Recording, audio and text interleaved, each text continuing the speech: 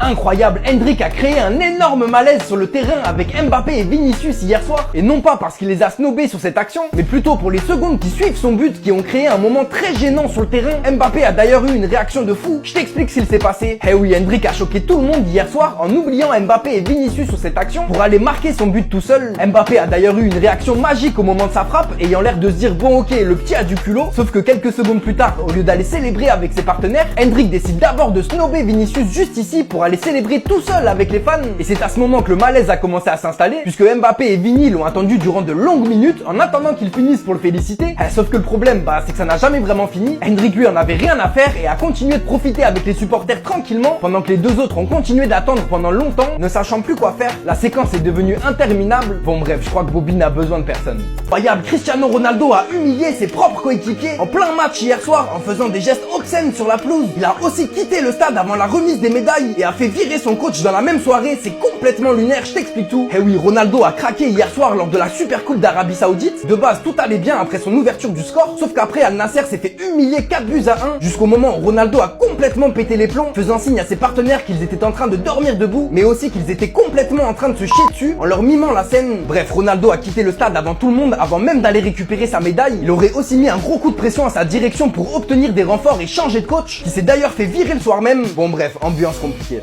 Incroyable, Kylian Mbappé s'est fait frapper à la tête par Rudiger hier soir après son but. Mbappé lui a d'ailleurs fait quelque chose de magique pour son jeune coéquipier Endrick qui était dégoûté après la rencontre. Les images sont juste incroyables. Et oui, Mbappé a déjà régalé avec le Real Madrid et n'a pas oublié de détruire la carrière d'un joueur de l'Atalanta sur ce petit pont. Rudiger lui a fait sa spéciale en frappant Mbappé pour le féliciter de son but, d'abord en lui mettant des grosses claques derrière le crâne avant de le prendre au niveau du dos puis derrière la cuisse. Sauf que c'est pas fini parce qu'après la rencontre, Rudiger en a remis une couche et est de nouveau allé taper Mbappé qui n'en pouvait plus. Le Français a d'ailleurs fait quelque chose de magique après le match, puisque c'est lui qui est allé consoler Endrick qui n'a pas joué de la rencontre, lui parlant de nombreuses minutes avant la remise du trophée. Puis au moment de soulever la coupe, Mbappé l'a ensuite donné à Endrick qui a d'abord refusé, ne se sentant pas légitime. Mbappé a alors insisté et le jeune Brésilien a pu ensuite célébrer le titre. Bon bref, une première réussite pour le Kicks.